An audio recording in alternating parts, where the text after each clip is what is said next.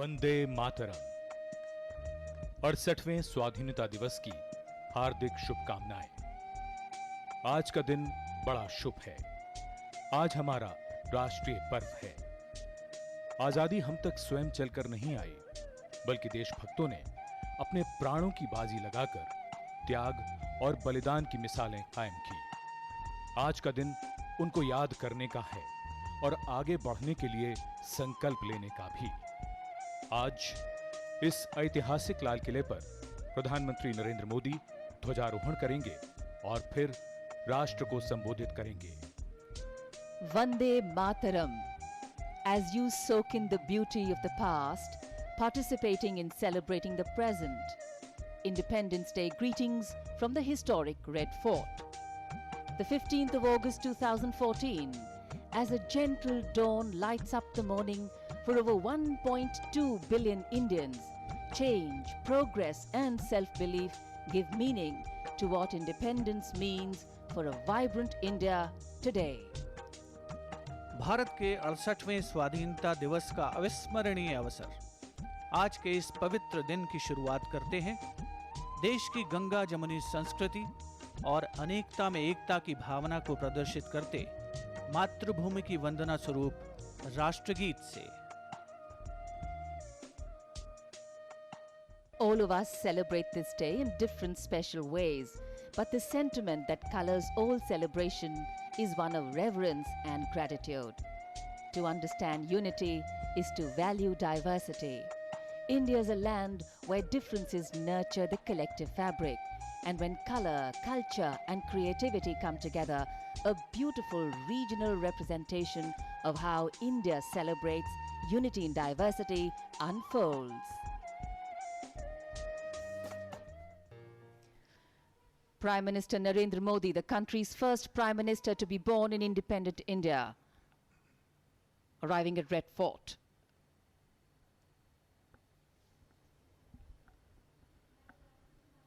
की प्रतीक्षा है जब माननीय प्रधानमंत्री श्री नरेंद्र मोदी जी के कर कमलों द्वारा ये तिरंगा फहराया जाएगा। Shri Narendra Modi alighting from the vehicle, received by the Defence Minister Shri Arun Jaitley, the Minister of State for Defence Rao Inderjeet Singh. The GOC Delhi area, Lieutenant General Subrata Mitra is introduced to the Prime Minister.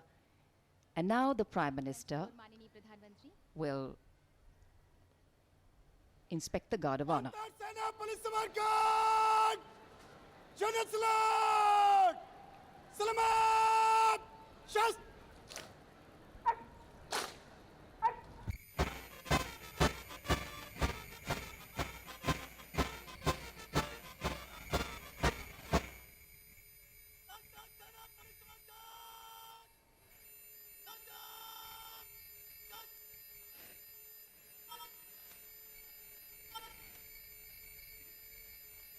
माननीय प्रधानमंत्री जी से सम्मान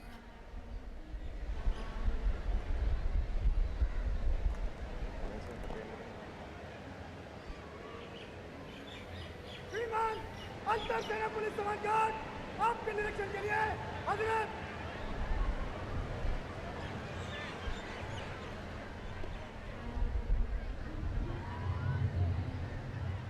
Lieutenant Colonel Anup Kumar Yadav, the Guard of Honour Contingent Commandant, escorting the Prime Minister for inspecting the combined inter-services and police Guard of Honour. And the band gets ready to strike up a slow march.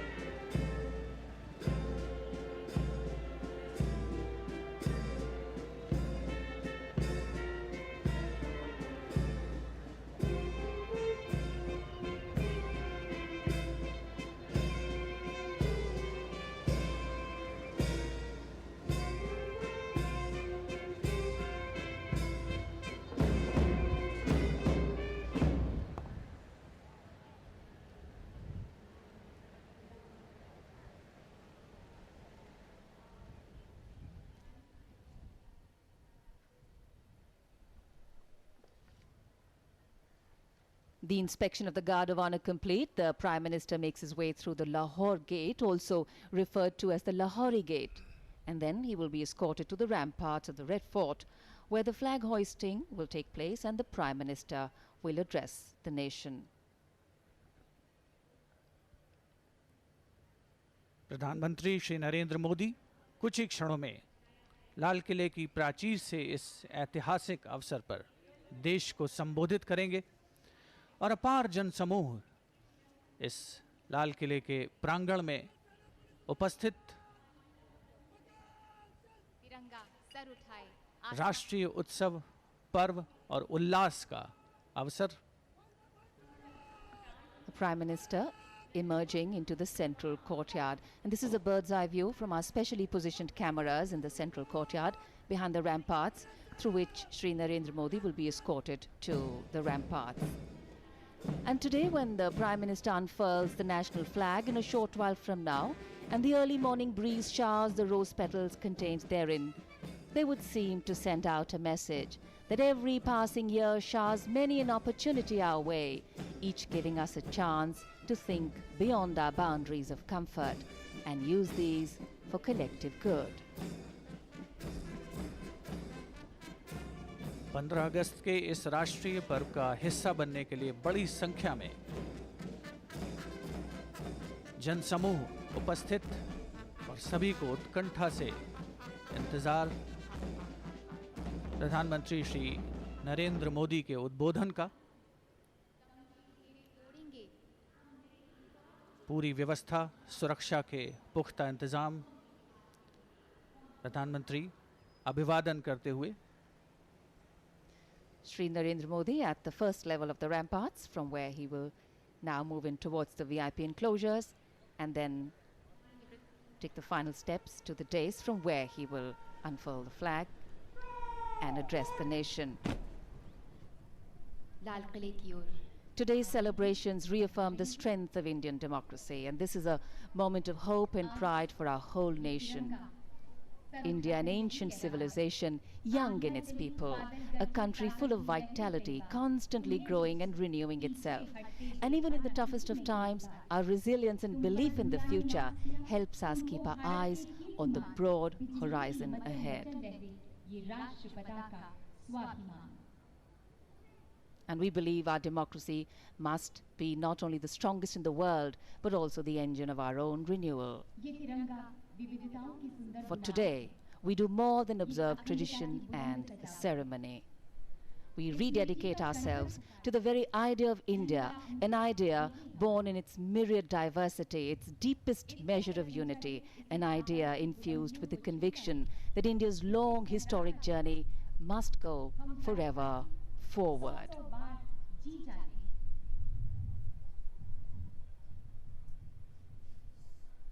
And today, as we keep pace with the rhythm of the present and the context of development, it is important for us to understand and define growth with inclusion. This is our camera panning from the Jain Mandir, which is across the Red Fort, and giving you a visual of the historic Red Fort from there.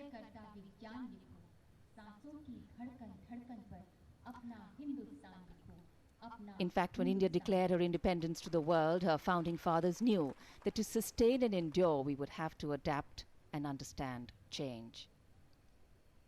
To preserve the nation's ideals of liberty, equality, and justice. Ideals core to every Indian.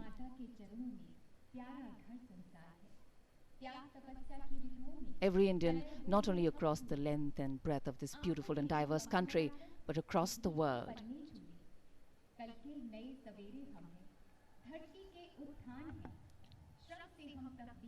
देश का 68वां स्वाधीनता दिवस, उत्साह और उल्लास का माहौल, प्रधानमंत्री का उद्बोधन के लिए आगमन। The Prime Minister at the central dais.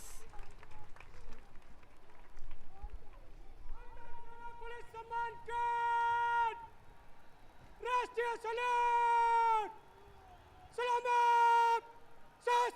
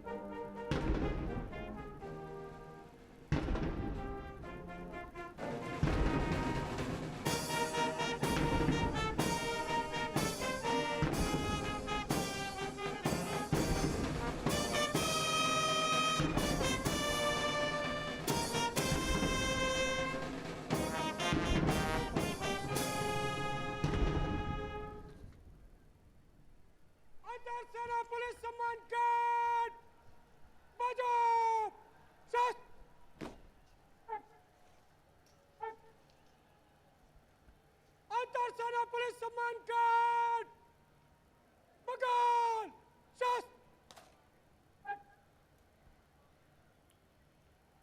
अंतर सेना पुलिस सम्मान कार्ड फाइल में बैच लगाओ बाप मुठ अंतर सेना पुलिस सम्मान कार्ड दाहिना साइड चल माननीय प्रधानमंत्री अब राष्ट्रीय सलामी गारद लाल किले की प्राचीर के सामने से प्रस्थान करते हुए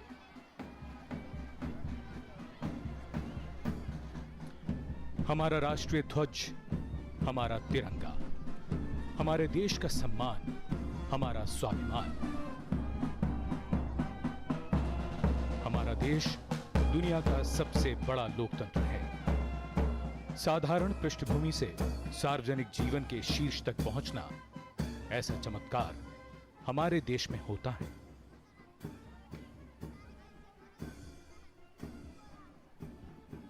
और अब कुछ ही क्षणों में प्रधानमंत्री नरेंद्र मोदी राष्ट्र को संबोधित करेंगे।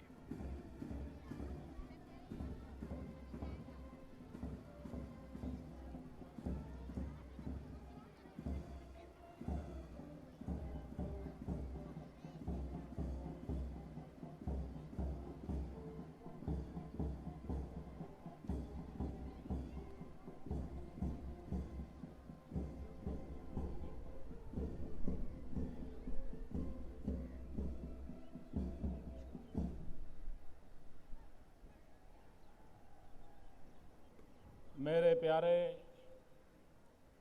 देशवासियों, आज देश और दुनिया में फैले हुए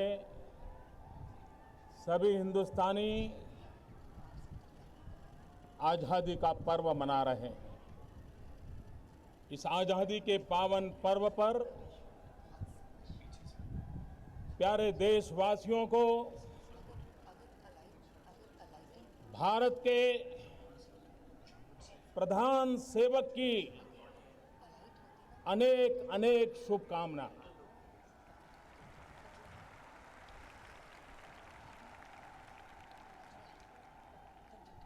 मैं आपके बीच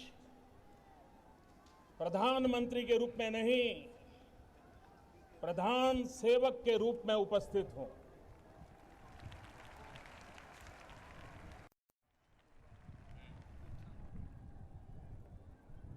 देश के आजादी का जंग कितने वर्षों तक लड़ा गया, कितनी पीढ़ियां खप गई, अनगिनत लोगों ने बलिदान दिए, जवानी खपा दी,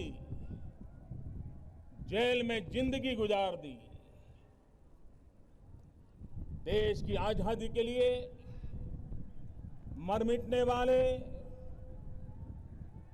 समर्पित उन सभी आजादी के सिपाहियों को मैं शत शत वंदन करता हूं, नमन करता हूं।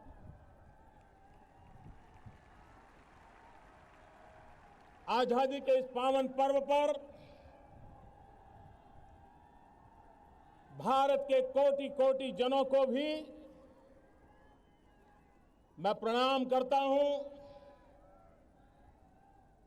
और आजादी के जंग के लिए जिन्होंने कुर्बानियां दी, उनका पुण्य स्मरण करते हुए हम आजादी के इस पावन पर्व पर मां भारती के कल्याण के लिए हमारे देश के गरीब, पीड़ित, दलित, शोषित समाज के पिछड़े हुए सभी लोगों के कल्याण का, उनके लिए कुछ न कुछ कर गुजरने का संकल्प करने का पर्व है। मेरे प्यारे देशवासियों,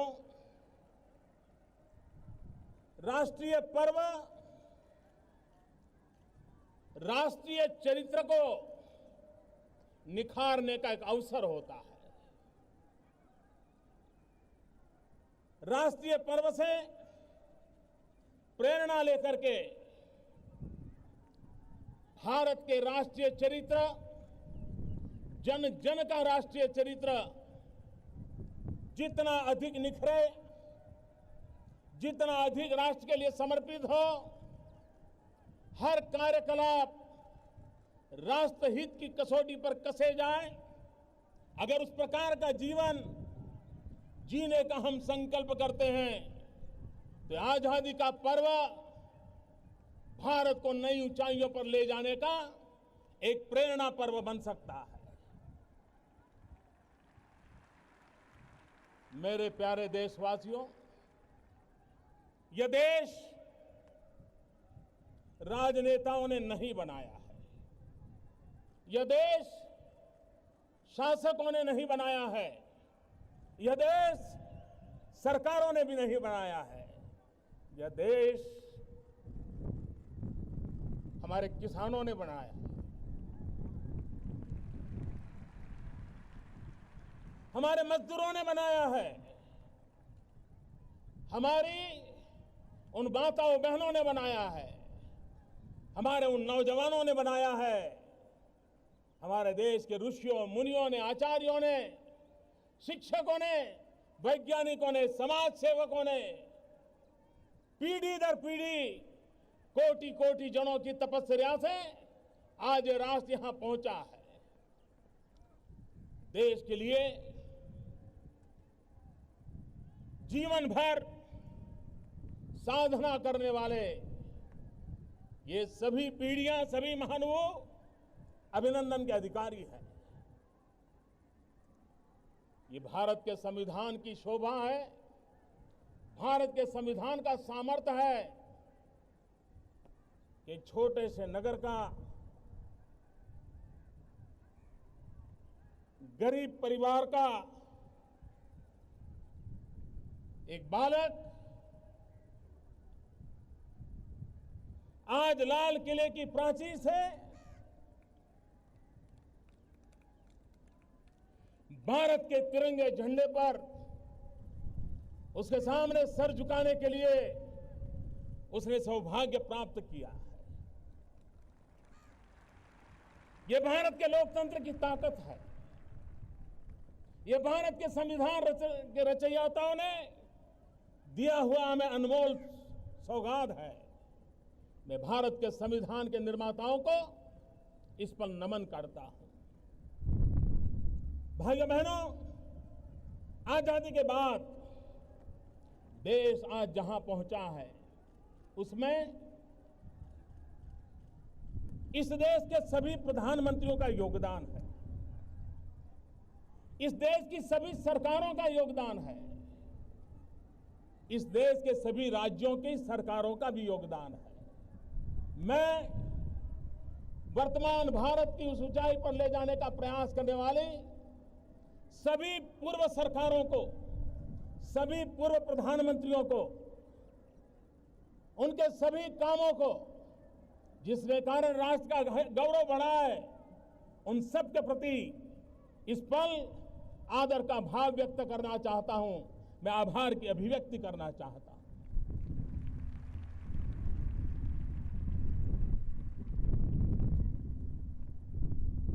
यह देश पुरातन सांस्कृतिक धरोहर की उस नींव पर खड़ा है जहां पर वेद काल में हमें एक ही मंत्र सुनाया जाता है जो हमारी कार्य संस्कृति का परिचय है। हम सीखते आए हैं, पुण्य स्मरण करते आए हैं, संगच्छध्वम संवद्धम संवो मनासी जानताम। हम साथ चले, मिलके चले, मिलके सोचे, मिलके संकल्प करें और मिलकर के हम देश को आगे बढ़ाएं। इस मूल मंत्र को लेकर के 125 करोड़ देशवासियों ने देश को आगे बढ़ाना है। कल ही नई सरकार के प्रथम संसद के सत्र का समापन हुआ। मैं आज गर्व से कहता हूं कि संसद का सत्र हमारी सोच की पहचान है, हमारे इरादों की अभिव्यक्ति है। हम बहुमति के बल पर चलने वाले लोग नहीं हैं। हम बहुमति के बल पर आगे बढ़ना नहीं चाहते हैं। हम सहमति की मजबूत धरातल पर आगे बढ़ना चाहते हैं। संगच्छध्वम। और इसलिए इस पूरे संसद के कार्यकाल को देश ने देखा होगा, सभी दलों का साथ लेकर के, विपक्ष को जोड़ करके, कंधे से कंधा मिलाकर के चलने में हमें अभूतपूर्व सफलता मिली है। और उसका यश सिर्फ प्रधानमंत्री को नहीं जाता है, उसका यश सिर्फ सरकार में बैठे हुए लोगों को नहीं जाता है, उसका यश प्रतिपक्ष को भी जाता है, प्रतिपक्ष के सभी नेताओं को भी जाता है, प्रतिपक्ष के सभी सांसदों को भी जाता है। और लाल किले की प्राचीर से गर्व के साथ मैं इन सभी सांसदों का अभिवादन करता हूं, सभी राजनीतिक दलों का भी अभिवादन करता हूं, जहां सहमति की मजबूत धरातल पर हम राष्ट्र को आगे ले जाने के महत्वपूर्ण निर्णयों कर करके हमने संसद का कल सत्र का समापन किया है। भाइयों बहनों, मैं दिल्ली के लिए आउटसाइडर हूं। मैं दिल्ली की दुनिया का इंसान नहीं हूं। मैं यहां के राजकाज को भी नहीं जानता हूं। यहां की एलिट क्लास से तो मैं बहुत अछूता रहा हूं, लेकिन एक बाहर के व्यक्ति ने, एक आउटसाइडर ने दिल्ली आकर के पिछले 2 महीने में एक इनसाइडर व्यू लिया तो मैं चौंक गया। ये मंच राजनीति का नहीं है, राष्ट्रनीति का मंच है। और इसलिए मेरी बात को राजनीति के तराजू से न तोला जाए। मैंने पहले ही कहा है, मैं सभी पूर्व प्रधानमंत्री, पूर्व सरकारों का अभिवादन करता हूं जिन्होंने देश को यहां तक पहुंचाया है। मैं बात कुछ और करने जा रहा हूं और इसलिए इसको राजनीति के तराजू से न तोला जाए। मैंने जब दिल्ली आकर के एक इनसाइडर व्यू देखा तो मैंने अनुभव किया, मैं चौंक गया। ऐसा लगा जैसे एक सरकार के अंदर भी दर्जनों अलग अलग सरकारें चल रही है। हर एक की जैसे अपनी अपनी जागीरें बनी हुई हैं। मुझे बिखराव नजर आया, मुझे टकराव नजर आया। एक डिपार्टमेंट दूसरे डिपार्टमेंट से भीड़ रहा है और यहां तक भीड़ रहा है कि सुप्रीम कोर्ट के दरवाजे खटखटा करके एक ही सरकार के 2 डिपार्टमेंट आपस में लड़ाई लड़ रहे हैं। ये बिखराव, ये टकराव, एक ही देश के लोग हम देश को कैसे आगे बढ़ा सकते हैं। और इसलिए मैंने कोशिश प्रारंभ की है उन दीवारों को गिराने की। मैंने कोशिश प्रारंभ की है, सरकार एक असेंबल एंटिटी नहीं बट एक ऑर्गेनिक यूनिटी बने, ऑर्गेनिक एंटिटी बने। एक रस हो सरकार, एक लक्ष्य, एक मन, एक दिशा, एक गति, एक मति। इस मुकाम पर हम देश को चलाने का संकल्प करें, हम चल सकते हैं। आपने कुछ दिन पहले, इन दिनों अखबारों में चर्चा चलती है कि मोदी जी की सरकार आ गई, अफसर लोग समय पर सरकार ऑफिस जाते हैं, समय पर ऑफिस खुल जाती है, लोग पहुंच जाते हैं। मैं देख रहा था हिंदुस्तान के नेशनल न्यूज़पेपर कहे जाए, टीवी मीडिया कहा जाए, ये प्रमुख रूप से खबरें छप रही थी। सरकार के मुखिया के नाते तो मुझे आनंद आ सकता है कि देखो भाई, सब समय पे चलना शुरू होगा, सफाई होने लगी। लेकिन मुझे आनंद नहीं आ रहा था, मुझे पीड़ा हो रही थी। वो बात मैं आज पब्लिकली कहना चाहता हूं। इसलिए कहना चाहता हूं, क्या इस देश में सरकारी अफसर समय पर दफ्तर जाएं, ये कोई न्यूज होती है क्या? और अगर वो न्यूज बनती है तो हम कितने नीचे गए हैं, कितने गिरे हैं, इसका वो सबूत बन जाती है। और इसलिए भाइयों बहनों, सरकारें कैसे चली हैं,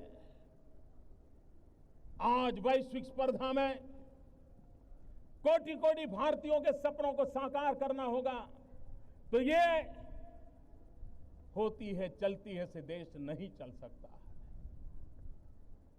जन सामान्य की आशा आकांक्षाओं की पूर्ति के लिए शासन व्यवस्था नाम का जो पुर्जा है, जो मशीन है, उसको और धारदार बनाना है, और तेज बनाना है, और गतिशील बनाना है। और उस दिशा में हम प्रयास कर रहे हैं। और मैं आपको विश्वास देता हूं मेरे देशवासियों, इतने कम समय से दिल्ली से बाहर से आया हूं, लेकिन मैं देशवासियों को विश्वास दिलाता हूं कि सरकार में बैठे हुए लोगों का सामर्थ्य बहुत है। चपरासी से लेकर कैबिनेट सेक्रेटरी तक हर कोई सामर्थ्यवान है, हर एक की एक शक्ति है, उसका अनुभव है। मैं उन शक्ति को जगाना चाहता हूं, मैं उस शक्ति को जोड़ना चाहता हूं, और उस शक्ति के माध्यम से राष्ट्र कल्याण की गति को तेज करना चाहता हूं, और मैं करके रहूंगा। ये हम पाके रहेंगे, हम करके रहेंगे, ये मैं देशवासियों को विश्वास दिलाना चाहता हूं। और ये मैं 16 मई को नहीं कह सकता था, लेकिन आज 2-2.5 महीने के अनुभव के बाद 15 अगस्त को तिरंगे झंडे की साक्ष्य से कह रहा हूं, ये संभव है, ये होके रहेगा। भाइयों बहनों, क्या देश हमारे जिन महापुरुषों ने आजादी दिलाई, क्या उनके सपनों का भारत बनाने के लिए हमारा भी कोई कर्तव्य है कि नहीं है? हमारा भी कोई राष्ट्रीय चरित्र है कि नहीं है? उस पर हमने गंभीरता से सोचने का समय आ गया है। भाइयों बहनों, कोई मुझे बताए कि हम जो भी कर रहे हैं, दिन भर शाम को कभी अपने आप को पूछा कि मेरे इस काम के कारण मेरे देश के गरीब से गरीब का भला हुआ कि नहीं हुआ? मेरे देश के हितों की रक्षा हुई कि नहीं हुई? मेरे देश के कल्याण के काम में आया कि नहीं आया? क्या 125 करोड़ देशवासियों का मंत्र नहीं होना चाहिए कि जीवन का हर कदम देश हित में होगा? दुर्भाग्य कैसा है, आज देश का एक ऐसा माहौल बना हुआ है, किसी से कोई भी काम लेकर के जाओ तो कहता है इसमें मेरा क्या, वहीं से शुरू करता है, इसमें मेरा क्या। और जब उसको पता चलेगा कि इसमें उसका कुछ नहीं है तो तुरंत बोलता है तो फिर मुझे क्या। ये मेरा क्या और मुझे क्या, इस दायरे से हमें बाहर आना है। हर चीज अपने लिए नहीं होती है, कुछ चीजें देश के लिए भी हुआ करती है। और इसलिए हमारे राष्ट्रीय चरित्र को हमने निखारना है। मेरा क्या, मुझे क्या, उससे ऊपर उठ करके देश हित के हर काम के लिए मैं आया हूं, मैं आगे हूं, ये भाव हमें जगाना है। भाइयों बहनों, आज जब हम बलात्कार की घटनाओं की खबरें सुनते हैं, हमारा माथा शर्म से झुक जाता है। लोग अलग अलग तर्क देते हैं, हर कोई मनोवैज्ञानिक बनकर के अपने बयान देता है, लेकिन भाइयों बहनों, मैं आज इस मंच से मैं उन माताओं और उनके पिताओं से पूछना चाहता हूं, हर मां बाप से पूछना चाहता हूं कि आपके घर में बेटी 10 साल की होती है, 12 साल की होती है, मां और बाप चौकन्ने रहते, हर बार पूछते हैं कहां जा रही हो, कब आओगी, पहुंचने के बाद फोन करना। बेटी को तो सैकड़ों सवाल मां बाप पूछते हैं, लेकिन क्या कभी मां बाप ने अपने बेटे को पूछने की हिम्मत की है?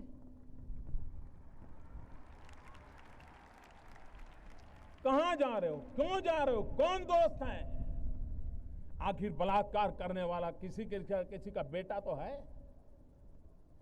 उसके भी तो कोई न कोई मां बाप है। क्या मां बाप के नाते हमने अपने बेटे को पूछा कि तुम क्या कर रहे हो, कहां जा रहे हो?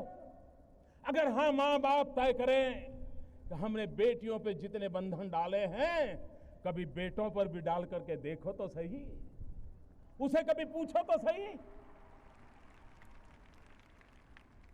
भाइयों बहनों,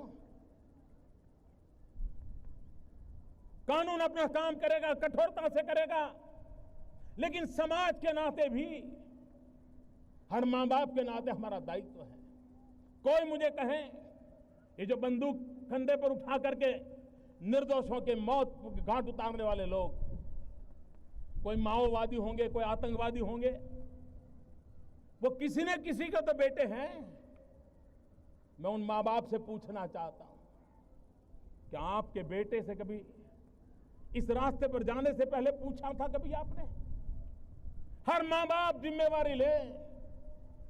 इस गलत रास्ते पर ले गया हुआ आपका बेटा निर्दोषों की जान लेने के पर उतारू है। न वो अपना भला कर पा रहा है, न अपने परिवार का भला कर पा रहा है, और न ही देश का भला कर पा रहा है। और मैं हिंसा के रास्ते पर गए हुए उन नौजवानों से कहना चाहता हूं, आप जो भी आज हैं, कुछ न कुछ तो भारत माता ने आपको दिया है, तब पहुंचे हैं। आप जो भी हैं, आपके मां बाप ने आपको कुछ तो दिया है, तब है। मैं आपसे पूछना चाहता हूं,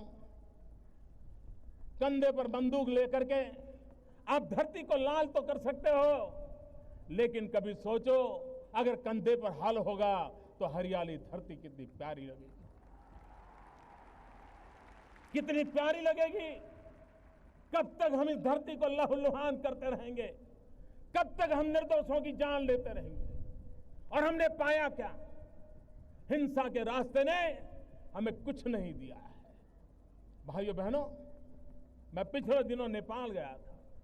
नेपाल में मैंने सार्वजनिक रूप से पूरे विश्व के आकर्षण करने वाली एक बात कही थी।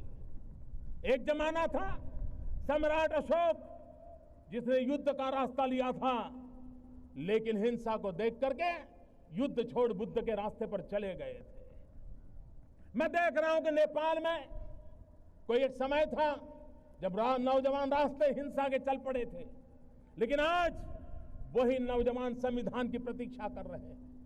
उन्हीं के साथ जुड़े लोग संविधान के निर्माण में लगे हैं। और मैंने कहा था, शस्त्र छोड़ करके शास्त्र के रास्ते पर चलने का अगर नेपाल एक उत्तम उदाहरण देता है, तो विश्व के हिंसा के रास्ते पर गए हुए नौजवानों को वापिस आने की प्रेरणा दे सकता है। भाइयों बहनों, बुद्ध की भूमि नेपाल अगर संदेश दे सकती है, तो क्या भारत की भूमि दुनिया को संदेश नहीं दे सकती है? और इसलिए समय की मांग है, हम हिंसा का रास्ता छोड़े, भाईचारे के रास्ते पर चले। भाइयों बहनों, सदियों से किसी न किसी कारणवश सांप्रदायिक तनाव से हम गुजर रहे हैं। देश विभाजन तक हम पहुंच गए। आजादी के बाद भी कभी जातिवाद का जहर, कभी सांप्रदायवाद का जहर, ये पापाचार कब तक चलेगा? किसका भला होता है? बहुत लड़ लिया, बहुत लोगों को काट लिया, बहुत लोगों को मार दिया। भाइयों बहनों, एक बार पीछे मुड़ करके देखिए, किसी ने कुछ नहीं पाया है, सिवाय भारत मां के अंगों पर दाग लगाने के सिवा हमने कुछ नहीं किया है। और इसलिए मैं देश के उन लोगों से आह्वान करता हूं, जातिवाद का जहर हो, संप्रदायवाद का जहर हो, प्रांतवाद का जहर हो, ऊंच नीच का भाव हो, ये देश को आगे बढ़ाने में रुकावट है। एक बार मन में तय करो, 10 साल के लिए मॉरिटोरियम तय करो, 10 साल तक इन सारे तनावों से हम मुक्त समाज की ओर जाना चाहते हैं। और आप देखिए, शांति, एकता, सद्भावना, भाईचारा हमें आगे बढ़ने में कितनी ताकत देते। एक बार देखो मेरे देशवासियों, मेरे शब्द पे भरोसा कीजिए और मैं आपको विश्वास दिलाता हूं, अब तक किए हुए पापों को, उस रास्ते को छोड़ें, सद्भावना, भाईचारे का रास्ता अपनाएं और हम देश को आगे ले जाने का संकल्प करें। मुझे विश्वास है कि हम इसको कर सकते हैं। भाइयों बहनों, जैसे जैसे विज्ञान आगे बढ़ रहा है, हमें आधुनिकता की एक मन में भाव जगता है और हम करते क्या है? क्या कभी सोचा है आज हमारे देश में सेक्स रेशियो का क्या हाल है? 1000 लड़कों के सामने 940 बेटियां पैदा होती हैं। ये समाज में असंतुलन कौन पैदा कर रहा है? ईश्वर तो नहीं कर रहा है। मैं उन डॉक्टरों से अनुरोध करना चाहता हूं, आपकी तिजोरी भरने के लिए किसी मां के गर्भ में पल रही बेटी को मत मारिए।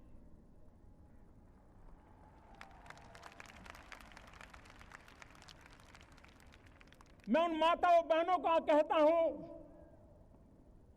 कि आप बेटे की आश में बेटियों को बलि मत चढ़ाइए। कभी कभी मां बाप को लगता है बेटा होगा तो बुढ़ापे में काम आएगा। मैं समाज जीवन में काम करने वाला इंसान हूं। मैंने ऐसे परिवार देखे हैं, 5 बेटे हो, 5 के 5 बंगले हो, घर में 10-10 गाड़ियां हो, लेकिन बूढ़ा मां बाप ओल्ड एज होम में रहते हैं, वृद्धाश्रम में रहते हैं। ऐसे परिवार मैंने देखे और ऐसे परिवार भी देखे हैं जहां अकेली बेटी हो, संतान के रूप में वो बेटी अपने सपनों को बलि चढ़ाती है, शादी नहीं करती और बूढ़े मां बाप की सेवा के लिए अपने जीवन को खपा देती है।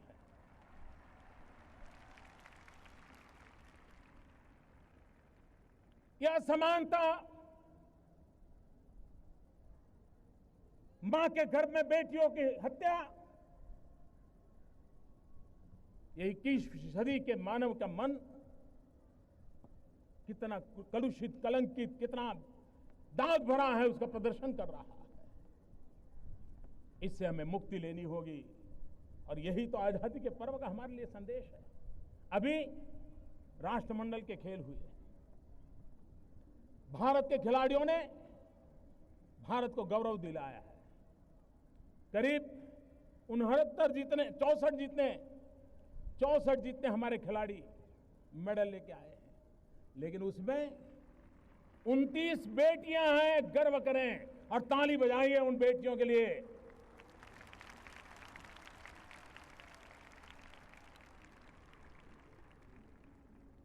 भारत की आन बान शान में हमारी बेटियों का भी योगदान है।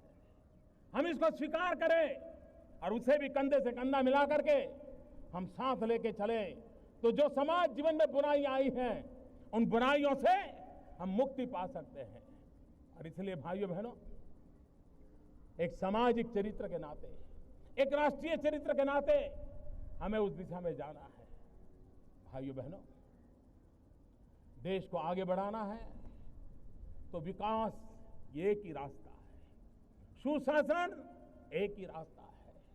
देश को आगे ले जाने के लिए यही 2 पटरी हैं, जो गुड गवर्नेंस एंड डेवलपमेंट, उसी को लेकर के आगे चल सकते हैं और उसी को लेकर के चलने का इरादा लेकर के हम चलना चाहते हैं। मैं जब गुड गवर्नेंस की बात करता हूं तब आप मुझे बताइए, कोई प्राइवेट में नौकरी करता है, उसको पूछोगे तो कहता है मैं जॉब करता हूं। लेकिन जो सरकार में नौकरी करता है उसको पूछोगे तो वो कहता है मैं सर्विस करता हूं। दोनों कमाते हैं, लेकिन एक के लिए जॉब है, एक के लिए सर्विस है। मैं सरकारी सेवा में लगे सभी भाइयों बहनों से प्रश्न पूछता हूं, क्या कहीं ये सर्विस शब्द उसने अपनी ताकत खो तो नहीं दी है, अपनी पहचान खो तो नहीं दी है? सरकारी सेवा में जुड़े हुए लोग जॉब नहीं कर रहे, सेवा कर रहे हैं, सर्विस कर रहे हैं। और इसलिए इस भाव को पुनर्जीवित करना, एक राष्ट्रीय चरित्र के रूप में इसको हमें आगे ले जाना, उस दिशा में हमने आगे बढ़ना है। भाइयों बहनों,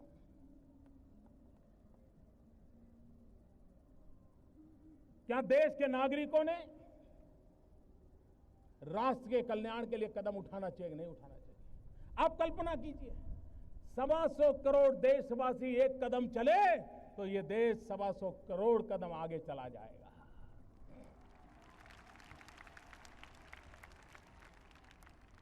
लोकतंत्र ये सिर्फ सरकारों चुनने का सीमित मायना नहीं है। लोकतंत्र 125 करोड़ नागरिक और सरकार कंधे से कंधा मिला करके देश की आशा आकांक्षाओं की पूर्ति के लिए काम करे, ये लोकतंत्र का फायदा है। हमें जनभागीदारी करनी है, पीपल्स प्राइवेट पार्टनरशिप के साथ में आगे बढ़ना है। हमें जनता को जोड़ करके आगे बढ़ना है और उस जोड़ने के आगे बढ़ने के लिए आप मुझे बताइए, आज हमारा किसान आत्महत्या क्यों करता है? साहूकार से कर्ज लेता है, कर्ज दे नहीं सकता है, मर जाता है। बेटी की शादी है, गरीब आदमी साहूकार से कर्ज लेता है, कर्ज दे नहीं पाता, जीवन भर मुसीबतों से गुजारता है। उन मेरे गरीब परिवारों की रक्षा कौन करेगा? भाइयों बहनों, इस आजादी के पर्व पर मैं एक योजना को बहुत तेज आगे बढ़ाने का संकल्प करने के लिए आपके पास आया हूं। एक प्रधानमंत्री जन धन योजना, इस प्रधानमंत्री जन धन योजना के माध्यम से हम देश के गरीब से गरीब लोगों को बैंक अकाउंट की सुविधा से जोड़ना चाहते हैं।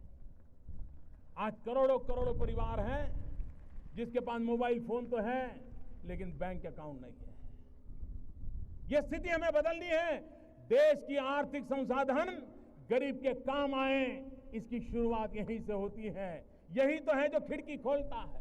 और इसलिए प्रधानमंत्री जन धन योजना के तहत जो अकाउंट खोलेगा उसको डेबिट कार्ड दिया जाएगा और डेबिट कार्ड के साथ हर गरीब परिवार को 1 लाख रुपया का बीमा सुनिश्चित कर दिया जाएगा, ताकि उसके जीवन में कोई संकट आया तो उसके परिवारजनों को 1 लाख रुपए का बीमा मिल सकता है। भाइयों बहनों, यह देश नौजवानों का देश है। 65% देश की जनसंख्या 35 से कम आयु की है। हमारा देश विश्व का सबसे ऊंचा नौजवान देश है। क्या हमने कभी इसका फायदा उठाने के लिए सोचा है? आज दुनिया को स्किल्ड वर्कफोर्स की जरूरत है। आज भारत को भी स्किल्ड वर्कफोर्स की जरूरत है। कभी कभार हम अच्छा ड्राइवर ढूंढते हैं, नहीं मिलता है। प्लम्बर ढूंढते हैं, नहीं मिलता है। अच्छा कुक चाहिए, नहीं मिलता है। नौजवान है, बेरोजगार है, लेकिन हमें चाहिए वैसा नौजवान मिलता नहीं है। देश को विकास के लिए और आगे बढ़ाना है तो स्किल डेवलपमेंट ये हमारा मिशन है। और स्किल इंडिया हिंदुस्तान के कोटि कोटि नौजवानों को स्किल हुनर सीखें, उसके लिए पूरे देश में जान और घिसी पिटी व्यवस्थाओं से नहीं, उनको वो स्किल मिले जो उन्हें आधुनिक भारत बनाने में काम आए। वो दुनिया के किसी भी देश में जाएं तो उनके हुनर की सराहना हो। और हम दो प्रकार के विकास को लेकर के चलना चाहते हैं। हम ऐसे नौजवानों को भी तैयार करना चाहता हूं जो जॉब क्रिएटर हो, और जो जॉब क्रिएट करने का सामर्थ्य नहीं रखते, संजोग नहीं है, वे विश्व के किसी भी कोने में जाकर के आंख में आंख मिला करके अपने बाहुबल के द्वारा, अपने उंगलियों के हुनर के द्वारा, अपने कौशल्य के द्वारा विश्व का हृदय जीत सके, ऐसे नौजवानों का सामर्थ्य हम तैयार करना चाहते हैं। भाइयों बहनों, स्किल डेवलपमेंट को बहुत तेजी से आगे बढ़ाने का संकल्प लेकर मैं करना चाहता हूं। भाइयों बहनों, विश्व बदल चुका है।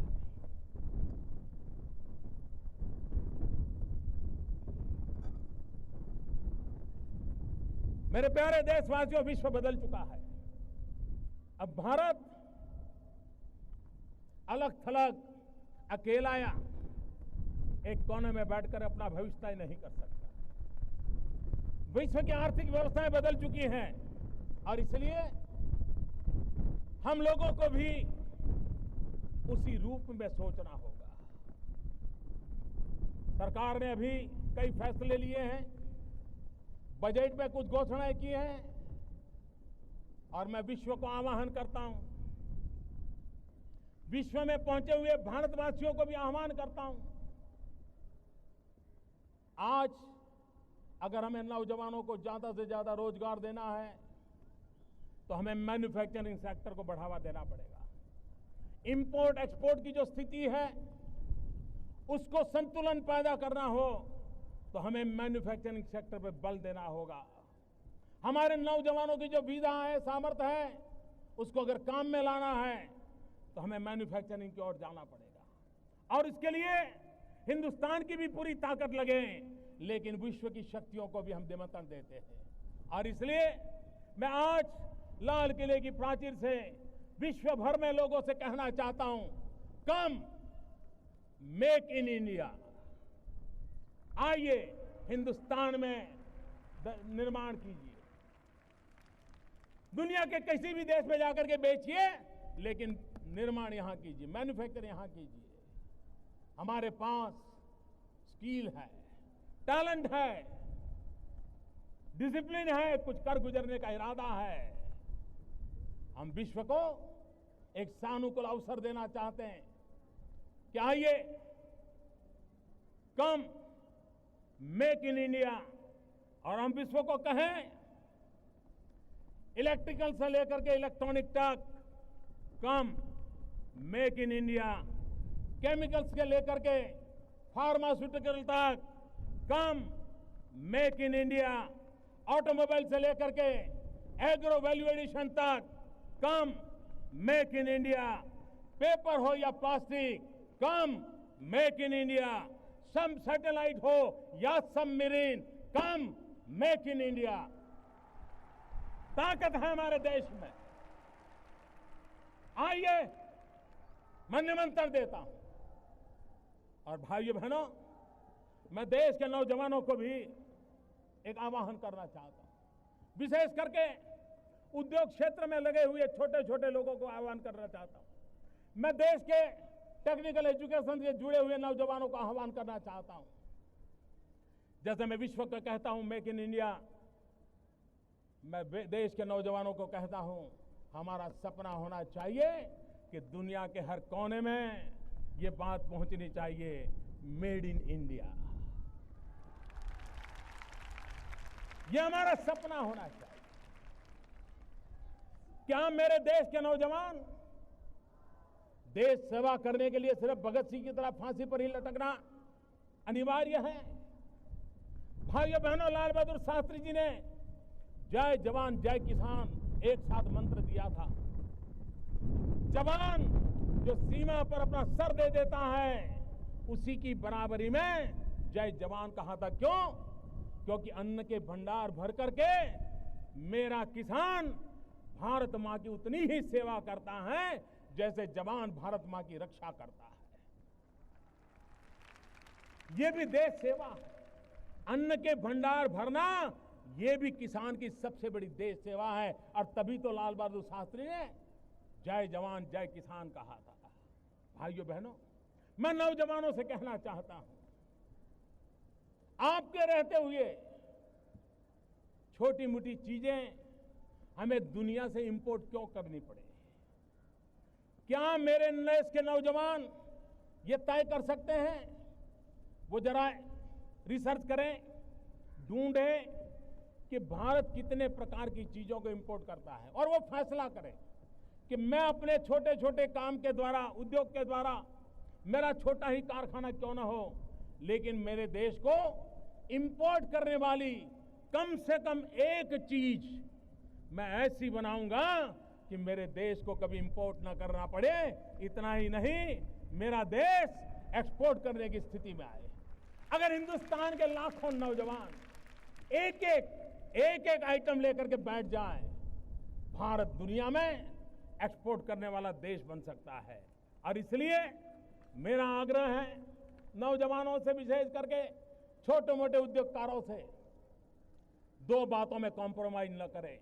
एक, जीरो डिफेक्ट, दूसरा जीरो इफेक्ट। हम वो मैन्युफैक्चरिंग करें जिसमें जीरो डिफेक्ट हो, ताकि दुनिया के बाजार से कभी वापस ना आए, और हम वो मैन्युफैक्चरिंग करें जिससे जीरो इफेक्ट हो, पर्यावरण पर इसका कोई नेगेटिव इफेक्ट ना हो।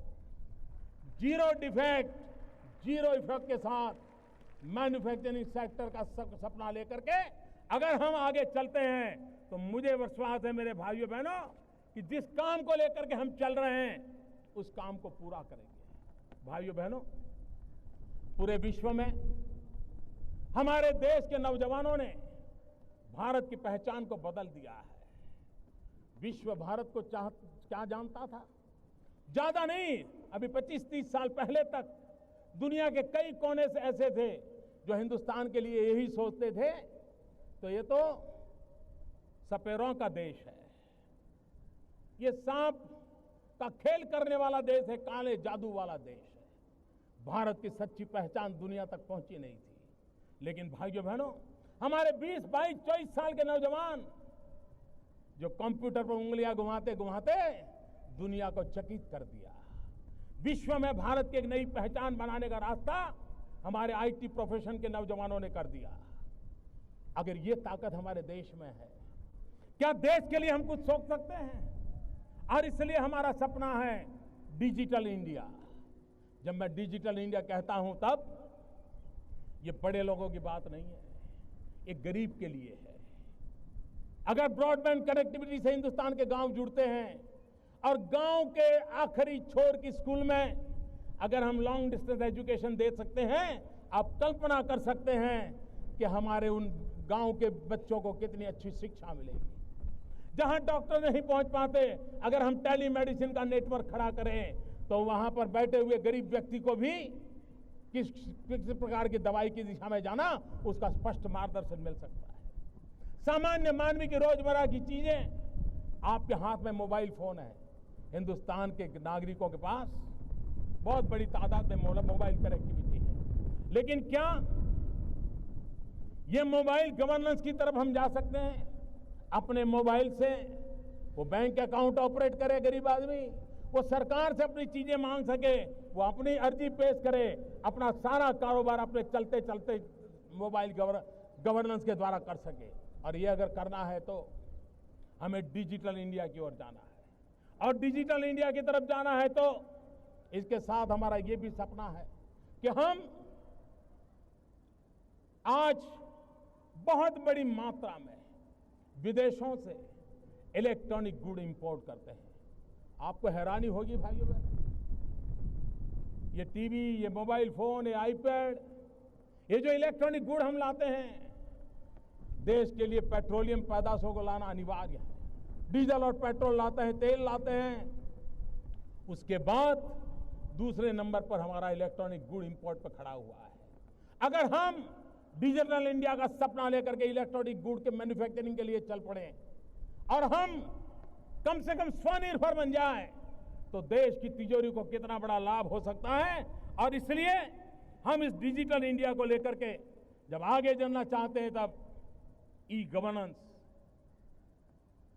इजी गवर्नेंस, इफेक्टिव गवर्नेंस है और इकोनॉमिकल गवर्नेंस है। ई गवर्नेंस के माध्यम से गुड गवर्नेंस की ओर जाने का रास्ता है। कि एक जमाना तक कहा जाता था कि रेलवे देश को जोड़ती है, ऐसा कहा जाता था।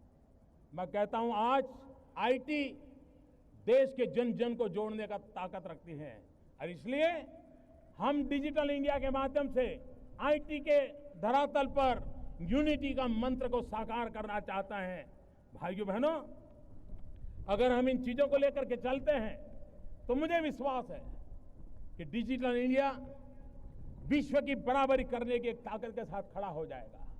हमारे नौजवानों में वो सामर्थ्य है, उनको ये अवसर दे रहा है। भाइयों बहनों, हम टूरिज्म को बढ़ावा देना चाहते हैं। टूरिज्म से गरीब व्यक्ति को रोजगार मिलता है। चना बेचने वाला भी कमाता है, ऑटो रिक्शा वाला भी कमाता है, पकोड़े बेचने वाला भी कमाता है, अरे चाय बेचने वाला भी कमाता है। और जब चाय बेचने वाले की बात आती है तो मुझे जरा अपनापन महसूस होता है। टूरिज्म के कारण गरीब से गरीब व्यक्ति को रोजगार मिलता है, लेकिन टूरिज्म के अंदर बढ़ावा देने में भी और एक राष्ट्रीय चरित्र के रूप में भी हमारे सामने सबसे बड़ी रुकावट है हमारे चारों तरफ दिखाई दे रही गंदगी। क्या आजादी के बाद, इतने सालों के बाद, 21वीं सदी के 1.5 दशक के दरवाजे पर खड़े हैं, तब क्या अब भी हम गंदगी में जीना चाहते हैं? मैंने यहां सरकार में आकर के पहला काम सफाई का शुरू किया। लोगों को आश्चर्य हुआ, क्या ये प्रधानमंत्री का काम है? लोगों को लगता होगा प्रधानमंत्री के लिए छोटा काम होगा, मेरे लिए बहुत बड़ा काम है। सफाई करना ये बहुत बड़ा काम है। क्या हमारा देश स्वच्छ नहीं हो सकता है?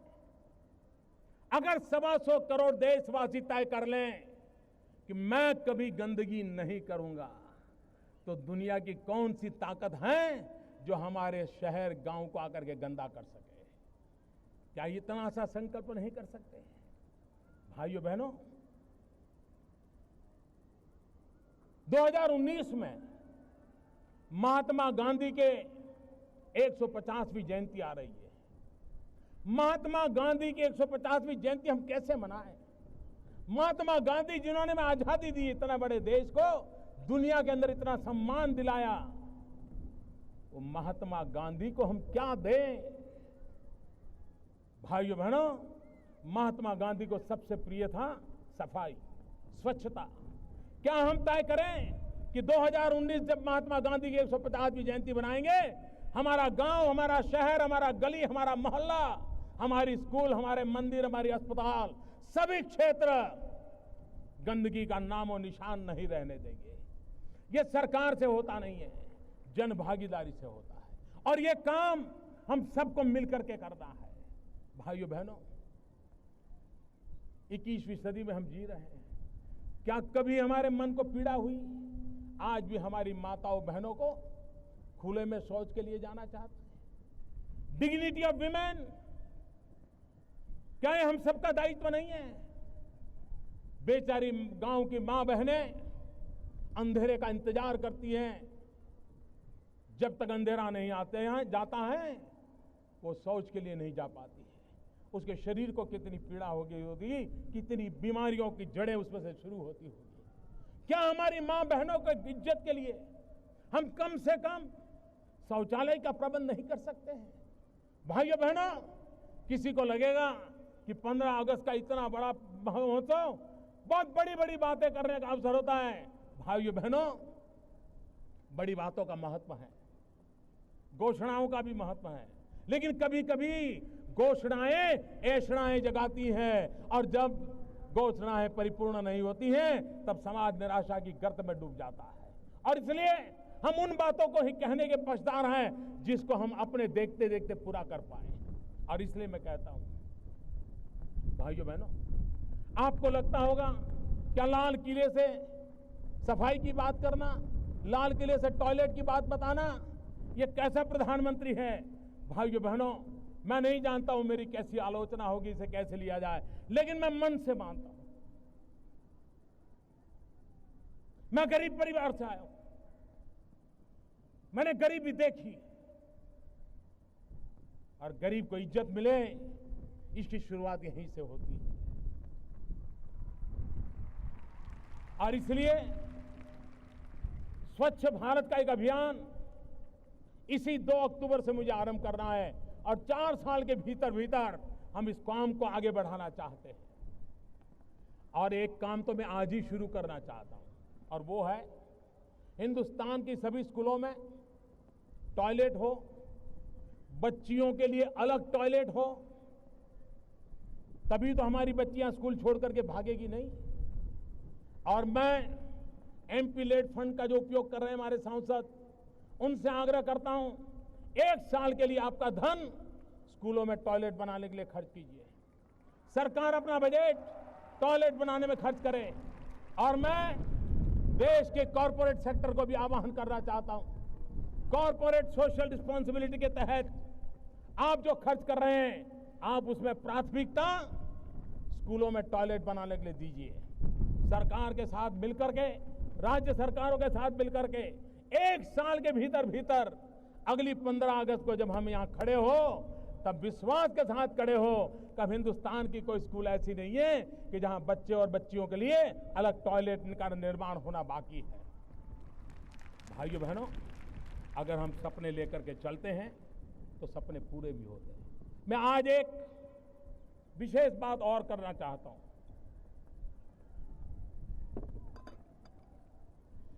भाइयों बहनों, देश हित की चर्चा करना, देश हित के विचारों को देना, इसका अपना महत्व है। लेकिन हमारे सांसद वे कुछ करना भी चाहते हैं, लेकिन उन्हें अवसर नहीं मिलता है। वो अपनी बात बता सकते हैं, सरकार को चिट्ठी लिख सकते हैं, आंदोलन कर सकते हैं, मेमोरेंडम दे सकते हैं, लेकिन फिर भी खुद को कुछ करने का अवसर मिलता नहीं है। मैं एक नए विचार को लेकर के आज आपके पास आया। हमारे देश में प्रधानमंत्री के नाम से कई योजनाएं चल रही हैं, कई नेताओं के नाम से ढेर सारी योजनाएं चल रही हैं, लेकिन मैं आज संसद के नाम से एक योजना घोषित करता हूं, संसद आदर्श ग्राम योजना।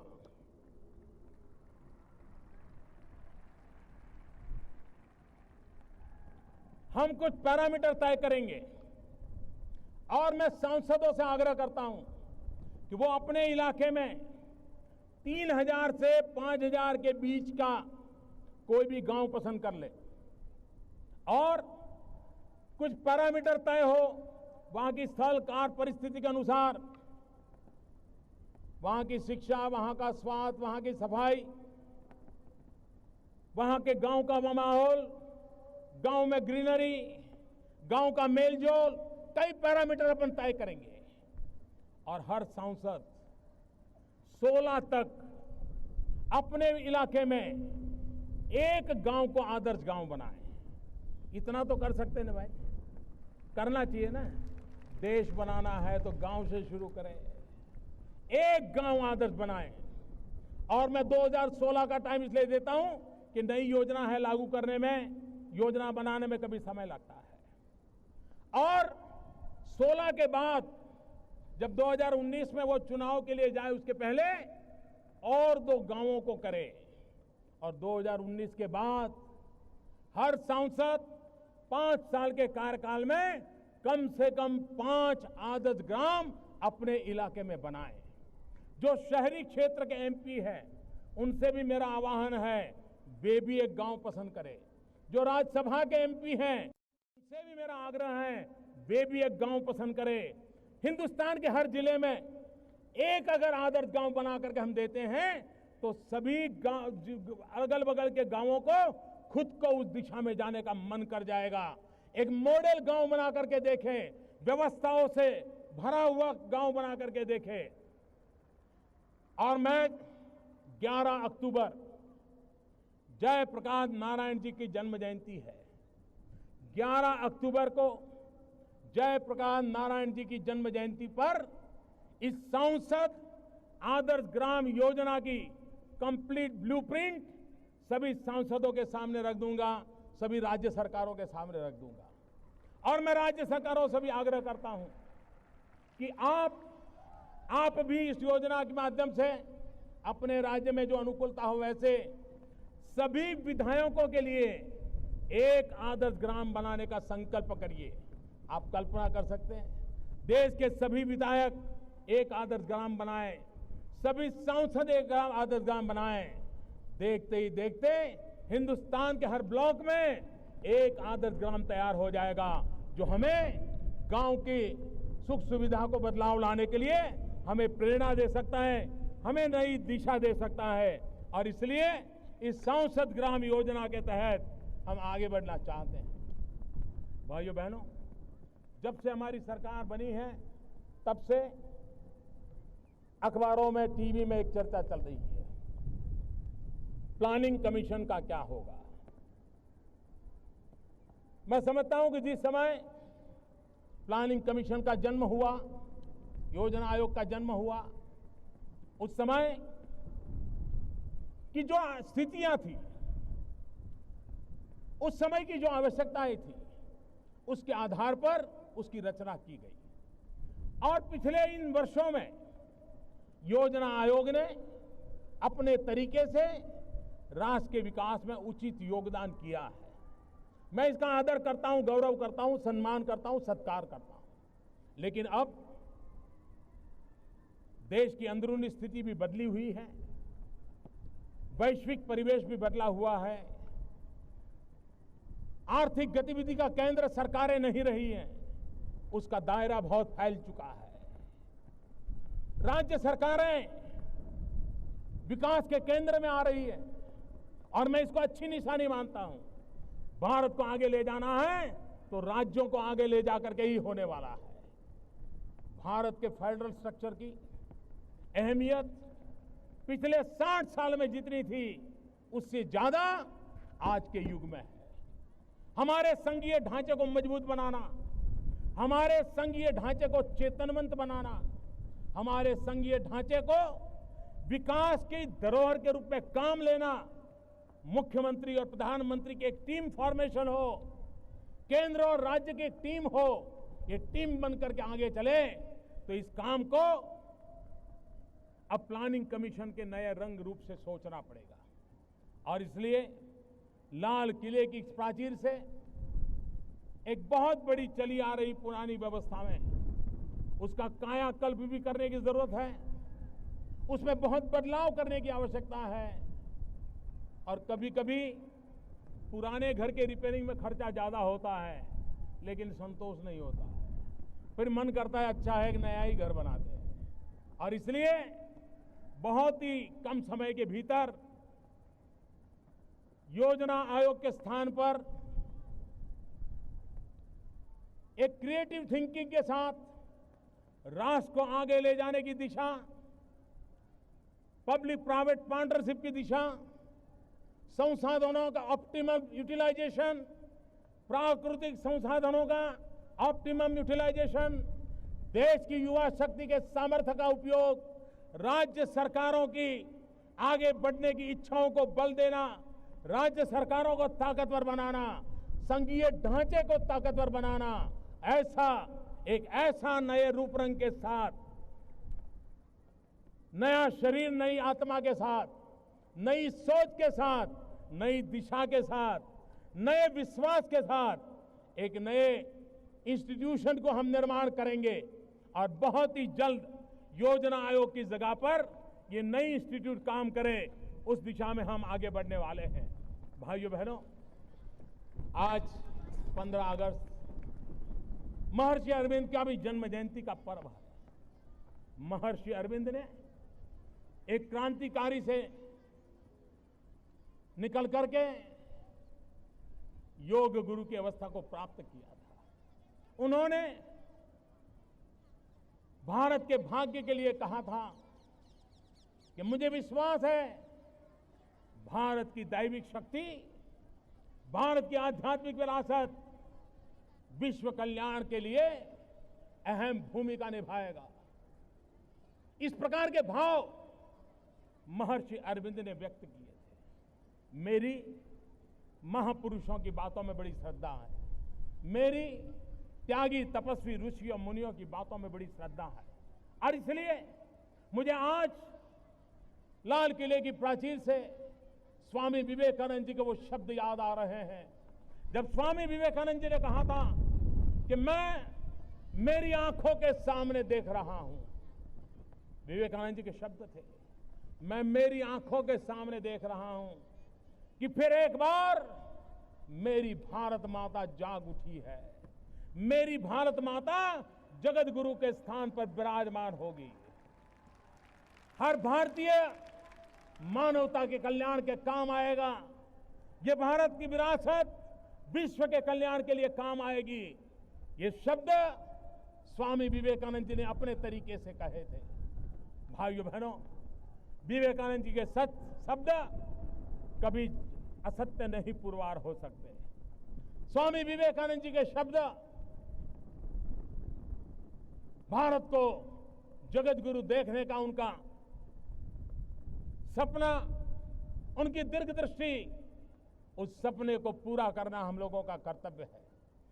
दुनिया का ये सामर्थ्यवान देश, प्रकृति से हरा भरा देश, नौजवानों का देश आने वाले दिनों में विश्व के लिए बहुत कुछ कर सकता है। भाइयों बहनों, लोग विदेश की नीतियों के संबंध में चर्चा करते हैं। मैं साफ मानता हूं, भारत की विदेश नीति के कई आयाम हो सकते हैं, लेकिन एक महत्वपूर्ण बात है जिस पर मैं अपना ध्यान केंद्रित करना चाहता हूं।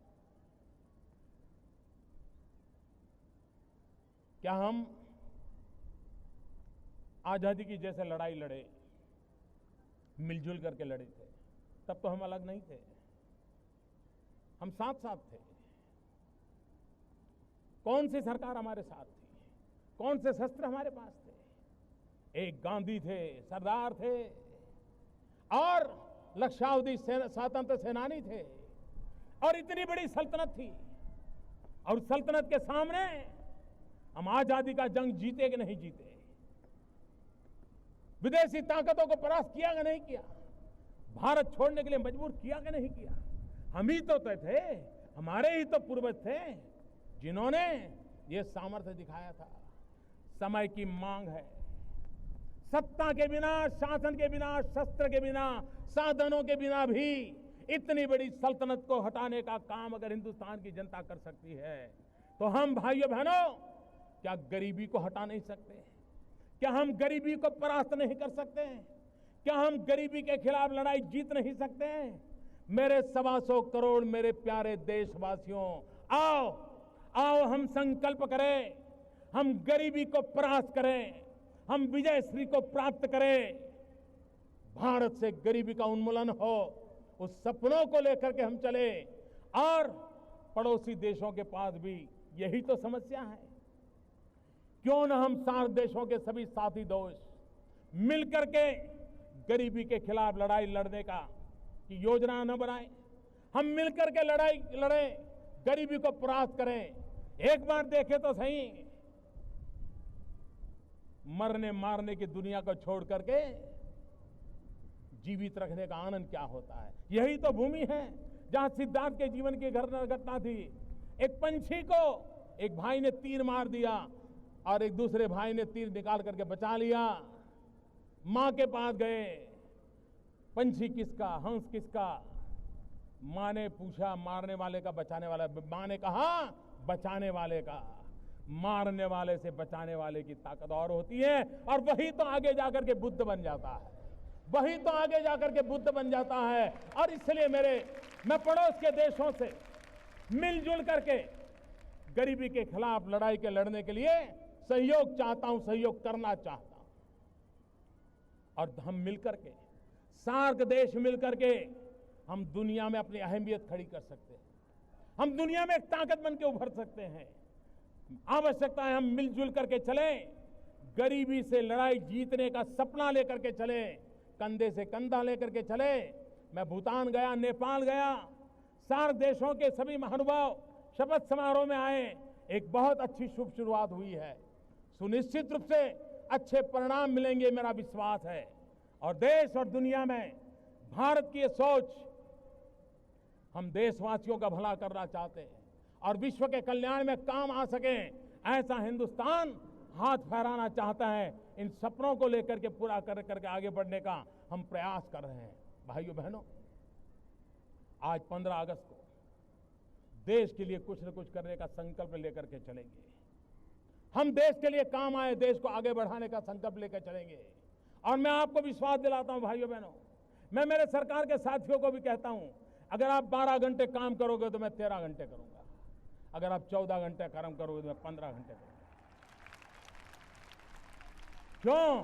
क्योंकि मैं प्रधानमंत्री नहीं, प्रधान सेवक के रूप में आपके बीच आया हूं।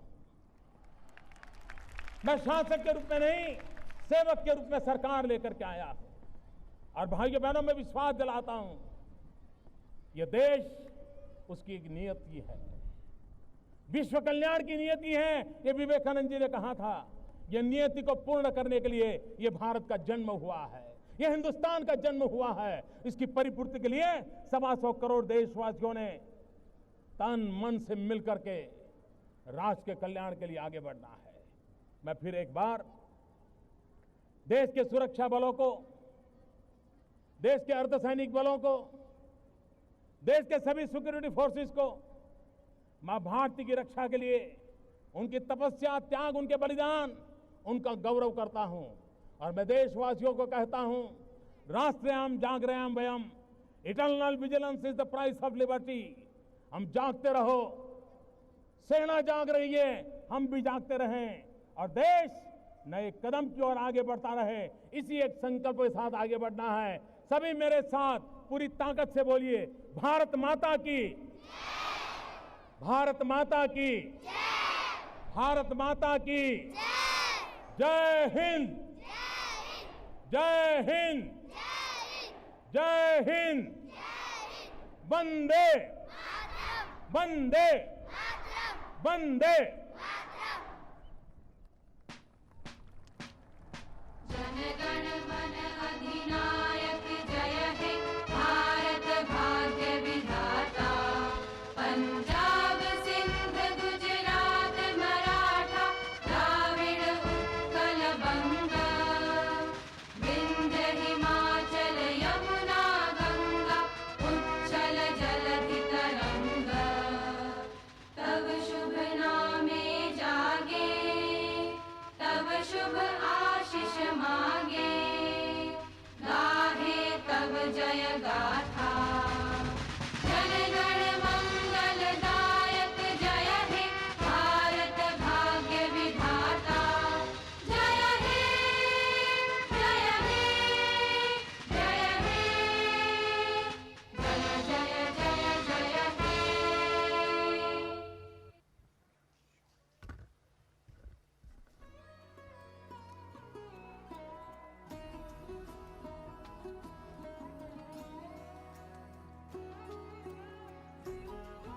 Prime Minister Narendra Modi, in his maiden Independence Day address to the nation, sharing his thoughts on how India needs to grow from strength to strength, and hundreds of balloons in the colors of the national flag being released, the final act symbolizing ultimate freedom.